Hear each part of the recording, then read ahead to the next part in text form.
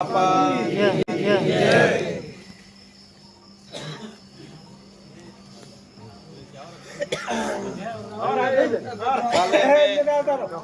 જગ્યામાં આવ્યા હતા. માવસરી જગ્યામાં અમે સ્વરૂપથી થોડું મોડું થઈ ગયું હતું.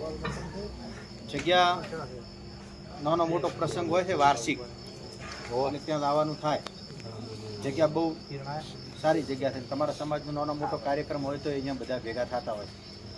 દર્શન કર્યા સ્વરૂપથી કીધું કે થોડા આશીર્વાદ લો. જગ્યા ખૂબ સારી જગ્યા છે. દર્શન કરીને મોડા તમે બધાને તો ખબર છે કે જ્યાં બેહવા અહીંયા મદદ થઈને બેહવા ત્યાં કોઈ ઢીલા નહીં રહેવાનું. ત્યાં મારા જીવનનું લક્ષ્ય છે કે બેહવાનું અહીંયા કંઈ પોલું નહીં.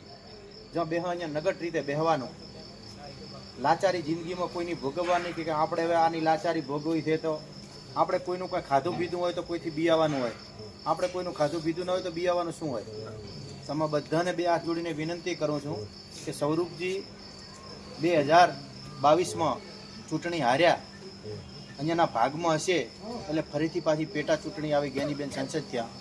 એમના ભાગ્યનું છે એટલે આપણે બધાએ 22માં વોટ ના આલ્યા, પણ અત્યારે હવે આપણે એને એમના જોડે મહેનત કરી અને ડબલ તાકાતથી મેદાનમાં આવી કોઈની શરમ શેહ રાચા વગર જેમ બને એમ બીજેપીમાં કચકચાવીને તમે બધા મતદાન કરશો તો પરિણામ છે. બાકી તમે મતદાન નહીં કરો તો કોઈ પરિણામ નથી.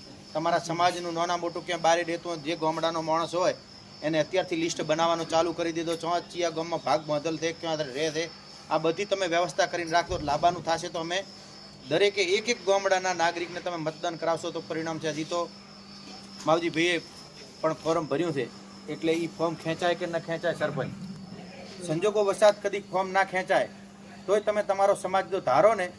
આપણે શરમ શું હોય? સમાજનો માણસ ઊભો હોય. હવે બધા બ્રાહ્મણ તરીકે 22માં અપક્ષ લડ્યો તો મારા સમાજે 28,000 વોટ આલ્યા. મૂળ તો સમાજે આલ્યા તો 28,000 થયા ને. તો દરેક સમાજને હવે તમારા સમાજના માણસ હોય તો તમે બીજાને વોટ આલો ને તો તમે પાપના ભાગીદાર થો. જે માણસ જે સમાજમાં એનો ઉછેર થયો હોય ને એ સમાજ મેલીને બીજે ક્યાં વોટ આલે ને તો એ પાપનો ભાગીદાર થાય. એટલે તમે તમારા સમાજના વફાદાર રહી નાના મોટું ટોપું છે તો તમારું ટોપું આમને શરમ અડવાની છે, બીજા કોઈ અડવાની નથી.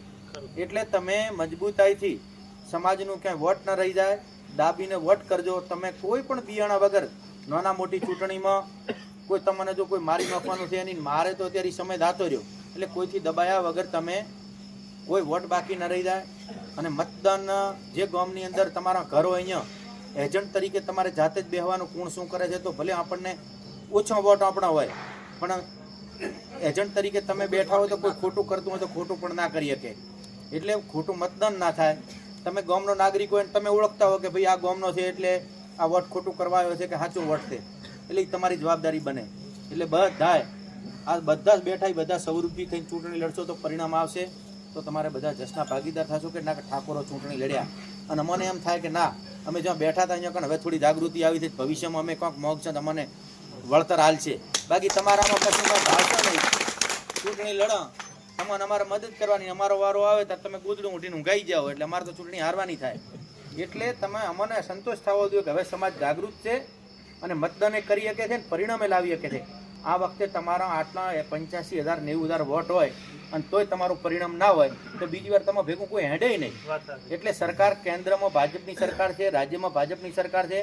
નાના મોટો પાણીનો પ્રશ્ન હોય કે કોઈને નાના મોટો પ્રશ્ન હશે તો સ્થાનિક માણસ છે અને જમીનથી જોડાયેલો માણસ છે.